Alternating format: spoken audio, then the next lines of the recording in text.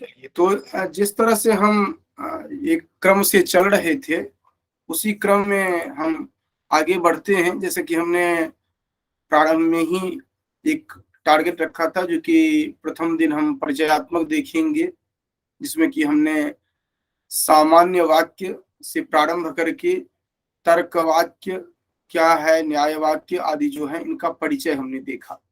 ठीक। इसके बाद द्वितीय दिन हमने देखा जो कि पदों की व्याप्ति, जिसमें कौन व्याप्त होते हैं, कौन अव्याप्त रहते हैं, इनको हमने देखा था। तृतीय दिन जो हम देख रहे थे, उसमें हमने तीसरा और चौथा दिन हमने रखा था अनुमान के लिए, और चतुर्थ को यहाँ पर प्रैक्टिस दिया था, लेकिन दोनों मिक्स करके हमने तीसरा और चौथा दिन अनुमान के लिए रखा था। तो आज चौथा दिन है, जिसमें कि अनुमान में ही हम चर्चा कर रहे हैं। और कल हम देखेंगे, आज तक जो हम चर्चा करेंगे, उनसे आपका ये लॉजिकल रीजनिंग का 25% जो है वो आपका कवर हो जाएगा। और कल जो हम चर्चा करेंगे, स्क्वायर ऑफ अपोजिशन, परंपरागत विरोध वर्ग जो है, हालांकि परंपरागत विरोध वर्ग में केवल एक आपको वर्ग दिखाया जाएगा, उसी के आधार पर आपको याद रखना होगा, जैसे अभी चार्ट देख रहे हैं उसी तरह का होगा। लेकिन 25% ये डे 5 और डे 6 जो है वह कवर करेगा। इसमें कि मूड एंड फिगर जो है ये हम देखेंगे, जो कि MPPS और MS करके हम देखेंगे। 2 दिन अलग अलग हम आपको एक वर्ग देंगे कल, और एक दिया जाएगा जो कि किस तरह से आप कोडिंग सेट करेंगे कल परसों। उसके बाद आप जा करके आपका 50% ये कवर हो जाएगा, ये लॉजिकल रीजनिंग का जो है। तो लॉजिकल रीजनिंग में आपने केवल 2-3 बिंदु केवल देखा था अभी तक जो आपने देखा, जिसमें कि पदों की व्याप्ति सामान्य रूप से हमने देखी थी। मुझसे बहुत अधिक प्रश्न नहीं बनता है, कुछ प्रश्न जो बनता है वह किसको आधार बना करके बनता है, जो कि सैद्धांतिक में। और कल जो हमने चर्चा की थी उससे अधिक प्रश्न बनता है, चाहे वो UGC का एग्जाम हो या अन्य जो भी है। इसके बाद जो आज देख रहे हैं वो भी आपके लिए उपादेय रहेगा बहुत, और कल अत्यंत उपादेय रहेगा ही रहेगा। तो हम आ जाते हैं साक्षात आज 4th डे में, जो हम 3rd और 4th डे में जो है उसको जो देख रहे थे। कल तक हमने इस बिंदु तक हमने कल चर्चा की थी, जो कि अगर अनंतरानुमान है तो वहां पर तर्कवाक्य जो है वह अगर A है तो उसका वैध परिवर्तन I में संभव है, E है तो E में परिवर्तन संभव है, I है तो I में परिवर्तन संभव है, O होगा तो उसका परिवर्तन ही नहीं होगा। ठीक है, तो इस तरह से हमने कल देखा था, और इसके कुछ उदाहरण भी हमने कल लिया था, और उन उदाहरणों को आप भली भांति जानते हैं, बेहतर तरीके से प्रैक्टिस कर चुके होंगे। अब इससे आगे हम चर्चा कर रहे हैं।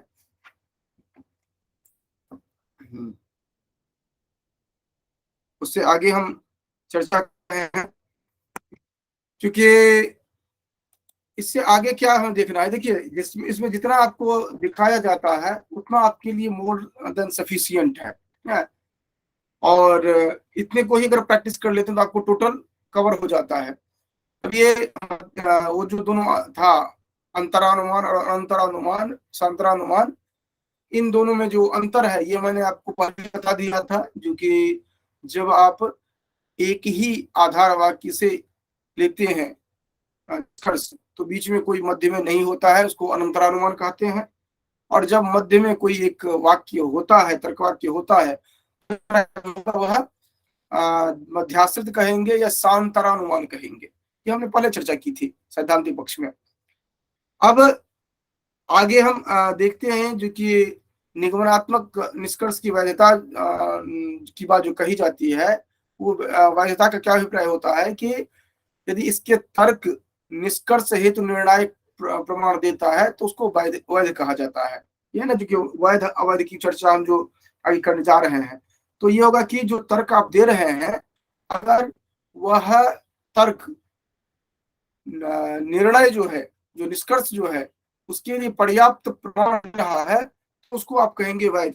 जैसे आप कोई साक्ष्य प्रस्तुत करते हैं, वो आप याज्ञवल्क्य स्मृति देखें या वर्तमान जो विधि व्यवस्था है उसको देखें, तो वहां पर भी आप देखते हैं, कहा जाता है ना, तत्सिद्धिम आपनोति विपरीत मतोन्यथा, जो कि वहां पर जो वाद की परिभाषा दी गई है उसमें यही है, जो कि जब स्मृतिन मार्गेण आघर्षित परे आवेदयति चेद्राज्ञा व्यवहार पदम ही तक, क्योंकि जब कोई नियम के विरुद्ध होकर के किसी को चोट पहुंचाता है तो, और इस बात को जब राजा के समक्ष रखा जाता है तो वह वाद कहा जाता है, तब उसको वाद माना जाता है। अगर उसको चोट पहुंचाया और वो प्रस्तुत नहीं करता है तो उसको वाद नहीं कहा जाएगा। वाद का आप समझ सकते हैं कि वर्तमान समय में जैसे आप कहते हैं FIR, फर्स्ट इंफॉर्मेशन रिपोर्ट जो कहते हैं, बस वही है जो आप लिखवाएंगे तब जाकर के होगा। अगर जब तक नहीं लिखवाते हैं तब तक वो उसको माना जाता है। और फिर उसको व्याख्यायित करते हैं जो कि किस तरह से लिखा जाए, क्या लिखा जाए, और लास्ट में कहते हैं तत्सिद्धौ सिद्धिमाप्नोति विपरीतमतोन्यथा। उसके बाद प्रतिभू जो है अर्थात साक्ष्य जो है, साक्ष्य वहां पर प्रस्तुत किया जाता है, क्योंकि हाँ इसने, जैसे कहा जाएगा इसने हमें एक थप्पड़ लगाया, तो अगर उसके लिए साक्ष्य दिया जाता है, अगर वह साक्ष्य उसके कथन को पुष्ट अर्थात निष्कर्ष उसका है उसको पुष्ट करता है, तभी जाकर के माना जाता है हाँ इसको इसने मारा है, अर्थात इसने अपराध किया है। अगर साक्ष्य वो जो साक्ष्य है वो पर्याप्त नहीं दे पाता है, निर्णय को नहीं पुष्ट कर पाता है, तो विपरीत हो जाता है, अर्थात वो नहीं माना जाता है। तो वो जैसे आपने उधर देखा है, ठीक यहाँ भी है। जब आप वाक्य कह रहे हैं, क्योंकि वहां भी क्या किया जाता है, वहां भी वाक्य के माध्यम से ही तो उसको सिद्ध किया जाता है जो आप कहते हैं। तो ये आप हर स्तर पर आप देखेंगे, जो कि वैलिडेशन जो होता है, ये वैलिडेशन आपको केवल यही नहीं दिखता है। वैलिडेशन आप जो कोर्ट के संदर्भ में बात करते हैं वहां वैलिडेशन देखते हैं, या फिर आप जब कोई वेब पेज तैयार करते हैं उसमें जब होता है जो कि एक दो तीन चार आप उत्तर दिए होते हैं और आप क्लिक करते हैं जो कि सही उत्तर दिखाइए, या आपने क्लिक किया सही उत्तर नहीं है तो वो रेड बन करके आ जाता है। तो वो क्या होता है, वहां भी यही देना होता है, जो कि इसके लिए ये साक्ष्य है। अगर जो यूजर है अगर उसने इस तरह का बटन दबाया और वह पर्याप्त है उसके लिए तो सही ओके करेगा, और नहीं तो फिर उसको कहेगा जो कि यह गलत उत्तर दिया गया। तो ये जो सिस्टम है, इस सिस्टम का प्रयोग हम असंख्य स्थलों पर करते हैं, विज्ञान के क्षेत्र में हो या मानविकी के क्षेत्र में, हर जगह करते हैं। अभी जो हम चर्चा कर रहे हैं, अभी केवल हम वाक्य की चर्चा केवल कर रहे हैं, ठीक है। तो अगर आधार वाक्य, वो जो तर्क है, अगर वह निष्कर्ष को के लिए निर्णायक प्रमाण देता है तब वह वैध माना जाता है, नहीं तो वैध नहीं माना जाता है। अब ये किन किन स्थितियों में वैध माना जाता है वो आज का हमारा विषय है। और ये वाला जो आपने देखा था, ये किस तरह का था, अनंतरानुमान था। यहाँ पर क्या होगा कि दो अनुमान, दो जो है, अर्थात एक ये नहीं, ये उसी के संदर्भ में है, इसके बाद वाला दूसरा होगा, उसके वाला हम यहाँ पर आएंगे। तो इसमें क्या होता है कि वैध और अवैध के लिए जो गणना की जाती है, हालांकि बहुत महत्वपूर्ण आपके लिए नहीं है, लेकिन प्रश्न आपको ऐसे भी दिखते हैं कुछ, इस कारण से हमने ये चार्ट आपके समक्ष रखा है, जो कि दोनों अगर सत्य है तो वह वैध अवैध दोनों आ सकता है।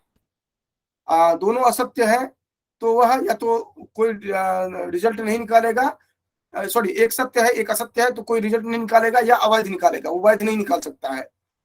और इधर सत्य है और दोनों साइड असत्य है तो भी वैध या अवैध निकालेगा। तो कुल मिलाकर के आप केवल इतना ध्यान रख सकते हैं, इनमें बहुत अधिक दिमाग लगाने की आवश्यकता नहीं है। अगर एक तरफ सत्य है दूसरी तरफ असत्य है, अर्थात प्रस्तावना जो है अर्थात आधार वाक्य जो है वह सत्य है, निष्कर्ष सत्य निकल रहा है तो वह या तो निर्णय ही नहीं निकलेगा, अर्थात वैधता की बात ही नहीं कर सकते हैं, या वो अवैध ही होगा। रेस्ट हर कंडीशन में वैध भी हो सकता है, अवैध भी हो सकता है। ठीक, तो ये आपके लिए बहुत अधिक उपादेय नहीं है, इस कारण से हम इस पर ज्यादा टाइम नहीं दे रहे हैं। आगे अब चलते हैं हम, निगमन और आगमन में क्या अंतर होता है। ये मोटे तौर पर अगर सैद्धांतिक रूप से आपको कभी पूछा जाता है तो आपको ध्यान रखना है, जो कि निष्कर्ष आधार से अधिक व्यापक नहीं होता है वहां पर, और आगमन में क्या होता है कि अधिक व्यापक होता है। और एक में क्या होता है, आकार होता है, और एक में क्या होता है, विषय की सत्यता होती है। तो आपको केवल प्रश्न जब पूछा जाता है तो सैद्धांतिक प्रश्न ही इससे बनता है, जो कि विषय की सत्यता इनमें से किनमें होती है, या आकारिक सत्यता किनमें होती है, या फिर निष्कर्ष आधार वाक्य से अधिक व्यापक होता है, किसमें, आगमन निगमनों में, किसी में नहीं। तो ये आपको केवल सैद्धांतिक के लिए जरूरत है, और आपको इसकी आवश्यकता नहीं पड़ेगी कहीं। सैद्धांतिक प्रश्न अगर बनता है वो 4, 5, 8 प्रश्न है, वो आपके लिए ये उपादेय रहेगा। अब जो महत्वपूर्ण आपके लिए है वो रहेगा, ये जो परिवर्तन जो भी मैं बताऊंगा वो रहेगा। अब क्या हो रहा है कि वाक्य संकलन करना पड़ता है, कभी कभार होता क्या है कि आपको एक फॉर्म में लाना होता है। आपको वाक्य तो किसी तरह से कहा गया, जैसे आप तर्क शास्त्र पढ़े हुए हैं तो आप एक ही के फॉर्म में जानते हैं तर्क वाक्यों को, लेकिन एक सामान्य व्यक्ति जो है वह जो कह रहा है वह तो तर्क शास्त्र नहीं जान रहा है, वह एक सामान्य रूप से अपना तर्क प्रस्तुत कर रहा है। लेकिन आप एनालाइज करेंगे तो इसका सीधा सा आप ध्यान ये रखेंगे, चाहे वो किसी भी रूप में वो कहेगा, आपको फिट करना सेंटेंस को ये 4 में, AEIO में, क्या तो आप कैसे करते हैं, तो उसके लिए कुछ आपके गाइड में जो बुक रखे होंगे हर जगह उपलब्ध होगा, उनमें कुछ टर्म होते हैं। इन टर्म को 1-2 बार आप देख लेंगे तो आपको ध्यान में रहेगा, तो ये अगर आते हैं तो इस तरह के सेंटेंस बनेंगे, इस तरह का अगर आता है शब्द तो ये सेंटेंस बनेंगे। तो हिंदी में और अंग्रेजी में दोनों को आप देख सकते हैं, और दोनों में से जो आपको सुटेबल लगे या जिससे आप ये करना चाहें उस तरह से कर सकते हैं। जैसे कि मैं एक बार बोलता हूं तो आपको पकड़ में ऑटोमेटिकली आ जाएगा।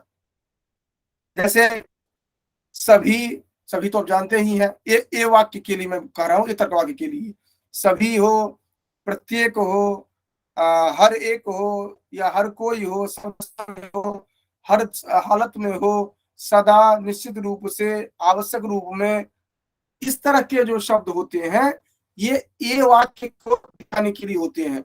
जैसे वह सभी मनुष्य मरणशील है, ये तो आप स्पष्ट रूप से समझ जाते हैं। लेकिन अगर आप ये कहा जाता है प्रत्येक मनुष्य मरणशील है, तो वो भी आ जाएगा, ए में आएगा, क्योंकि उसका कैसे आप फॉर्मेशन करते, उसका क्या असर कर रहा है, क्योंकि सभी मनुष्य मरणशील है। जैसे आप कहते हैं जो कि इस घर के व्यक्ति लाल रंग का कपड़ा पहना हुआ है, अगर आप इस तरह कहते हैं तो कहने का आशय क्या हो रहा है, इस घर में सभी व्यक्ति लाल रंग का कपड़ा पहना हुआ है। तो ये प्रत्येक जो है कन्वर्ट हो जाएगा, सरलीकृत रूप में हो जाएगा सभी में।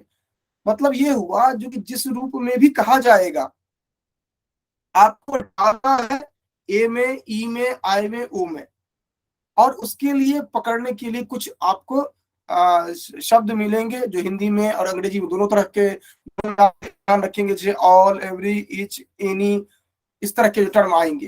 तो हिंदी वाला आप आसानी से पकड़ लेंगे, इसलिए मैं हिंदी वाला में भी मैंने बताया।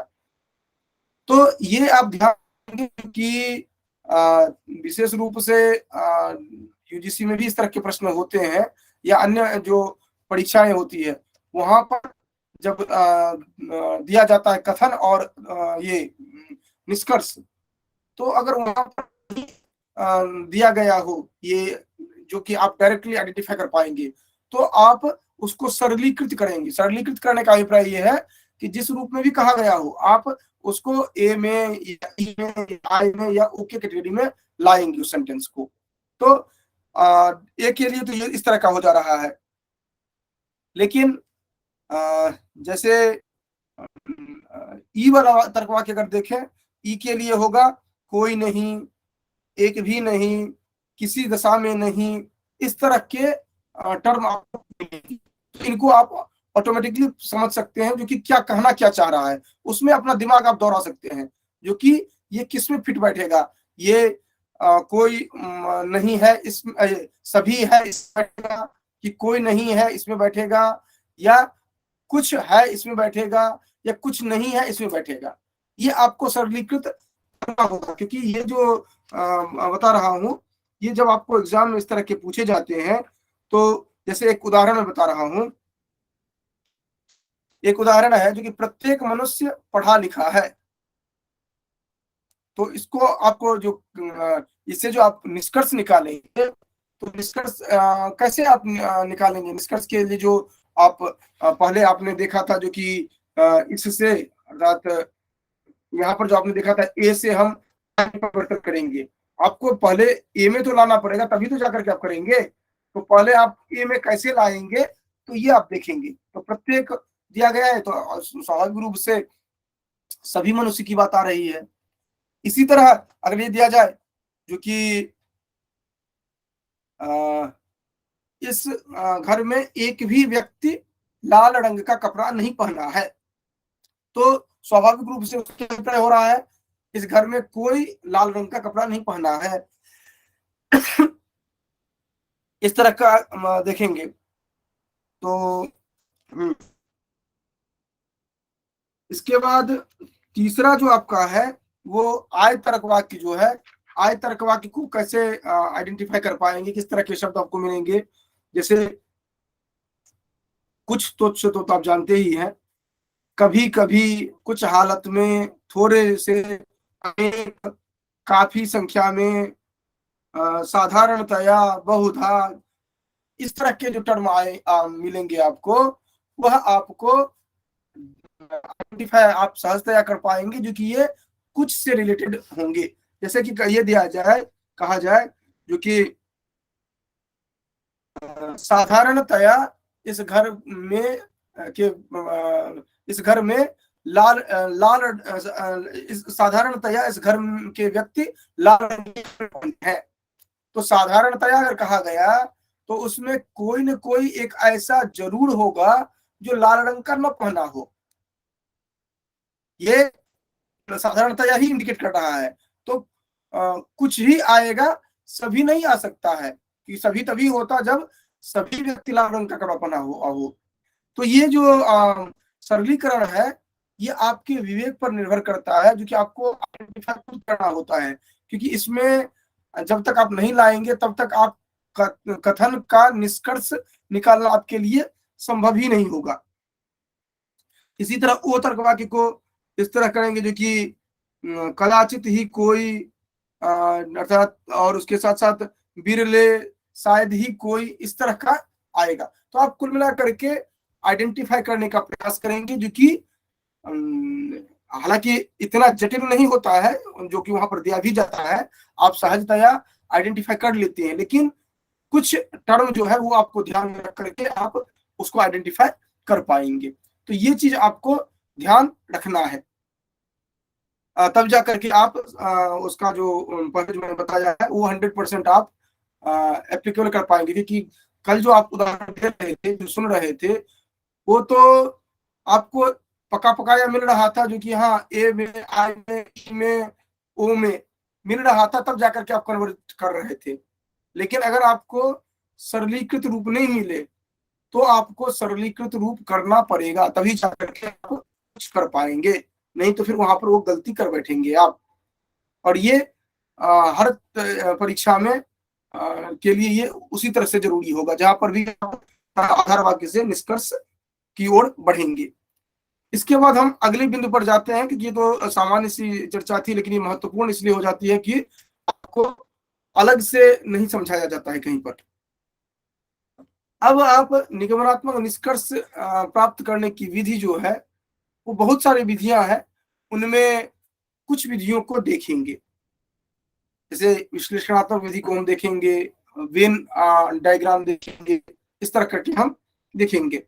तो ये जो विश्लेषणात्मक विधि है, इसके आधार पर कैसे आप निष्कर्ष पाएंगे, ये आप अभी देखना प्रारंभ करेंगे। इसमें क्या होगा,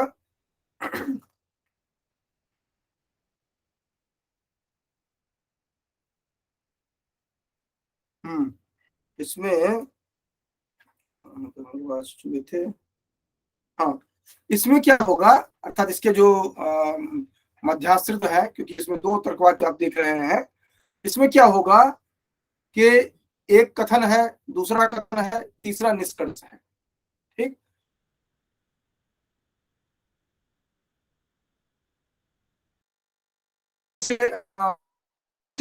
उन दोनों से तीसरा जो होगा वह कैसे आप निष्कर्ष प्राप्त करेंगे।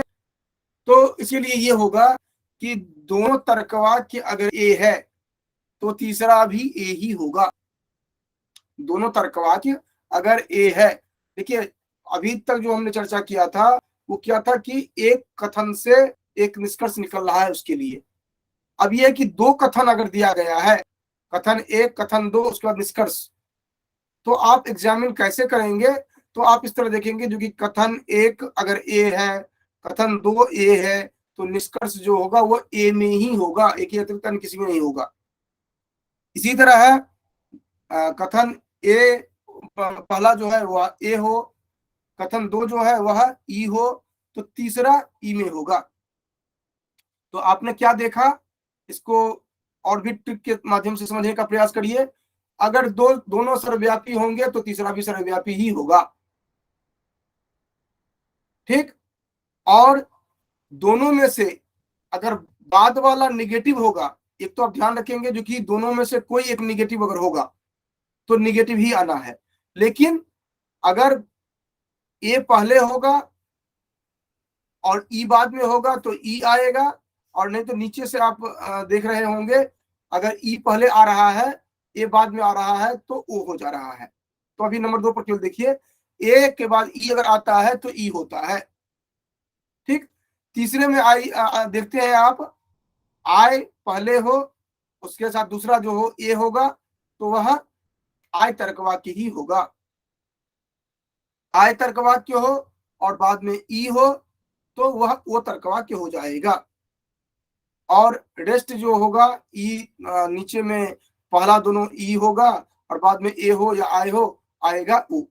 तो इसको आप जिस तरह से ट्रिक बना करके याद रख सकें वो आप याद रख सकते हैं। आप निष्कर्ष में ये देख रहे हैं ए ई आई ओ और फिर लास्ट दो जो है वो ओ आ रहे हैं, तो ए ई आई ओ लास्ट दोनों ओ आ रहे हैं। ए होगा, ए ई होगा, आई ई होगा, सॉरी ए हो आई होगा और आई ई ओ होगा, रेस्ट जितने भी आएंगे वो वही होंगे। तो या तो आप ये कर सकते हैं जो कि स्टार्टिंग को आप सेलेक्ट कर लीजिए ताकि ध्यान में रहे, या लास्ट को सेलेक्ट कर लीजिए। किसी तरह से आपको तर्कवाक्य ए, तर्कवाक्य दो और उसके साथ साथ जो तीसरा वो निष्कर्ष किस तरह का होगा ये आपको आइडेंटिफाई करना होता है। तो ये आप ध्यान रखेंगे जो कि जब कथन एक दिया गया हो, कथन दो दिया गया हो और निष्कर्ष दिया गया हो, तो यह इसका एग्जामिन करने के लिए आप देख लेंगे जो कि या दो दिया गया हो, तीसरा निष्कर्ष नहीं दिया गया हो, तो निष्कर्ष को आइडेंटिफाई इस तरह से कर सकते हैं जो कि निष्कर्ष के प्रकार यही होंगे। तो इस तरह से इनको आप ध्यान में रखेंगे तभी जाकर के आप इसको आइडेंटिफाई कर पाएंगे। तो अगर पहला ए दूसरा ए तो तीसरा ए ही होगा, ये तो क्लियर हो गया। पहला ए दूसरा ई तो तीसरा ई ही होना है। पहला आई दूसरा ए होगा, ये थोड़ा झंझटिया है ध्यान रखने के लिए। फिर चौथे में देख रहे हैं आई, उसके बाद ये दूसरा जो है वह ई और तीसरा जो होगा फिर वो ओ में होगा।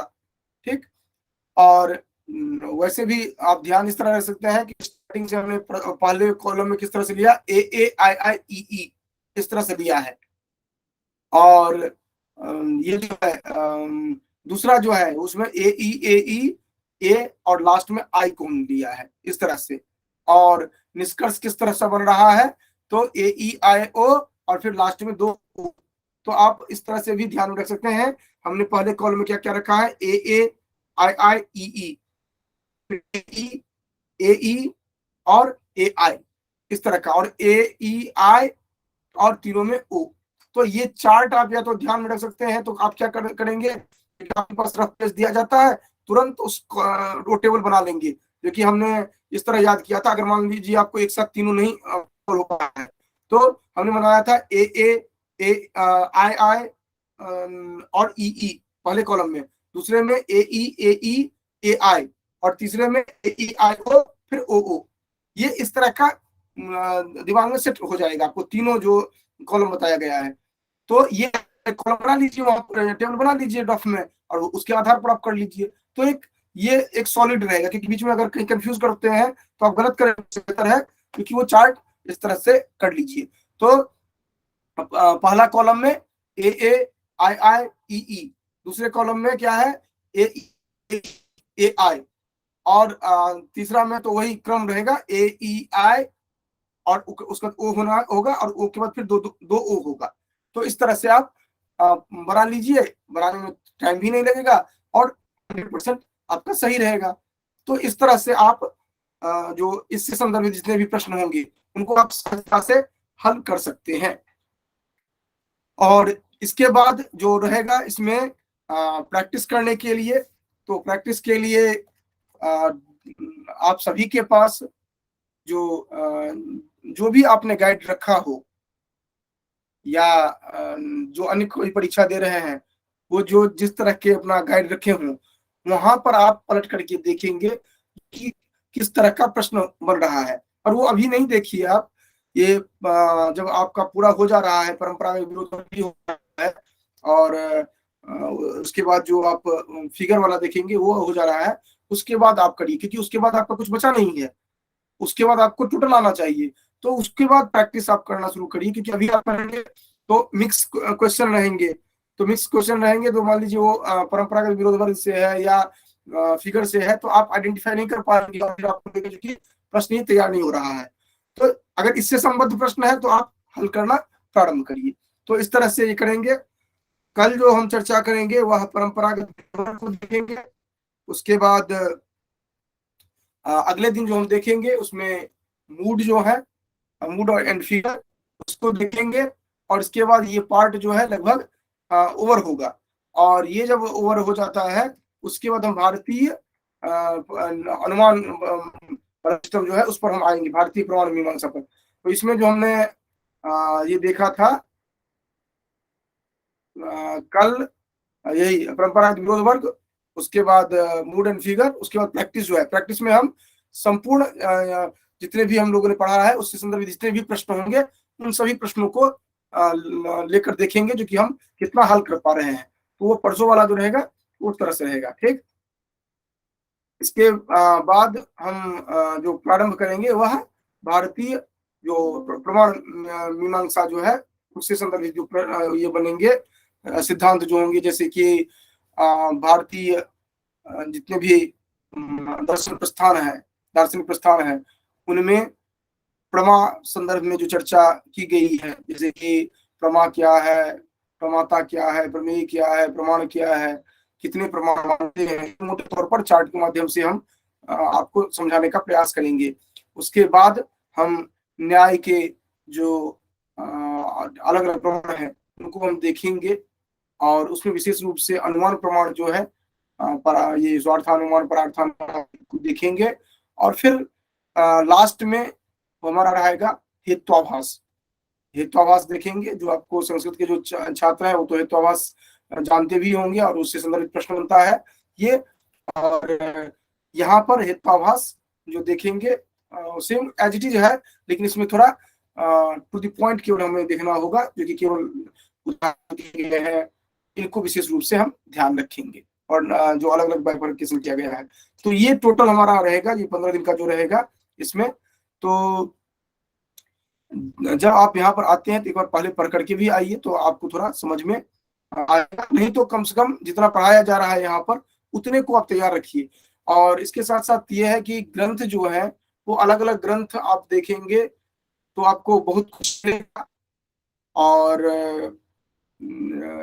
परीक्षा की दृष्टि से आपके जितने प्रश्न होते हैं उतने को ही ये हमें कवर करना है, उसी उतना ही देखना है, और उसी दृष्टि से भी ही आप भी देखें तो वो बेहतर रहेगा।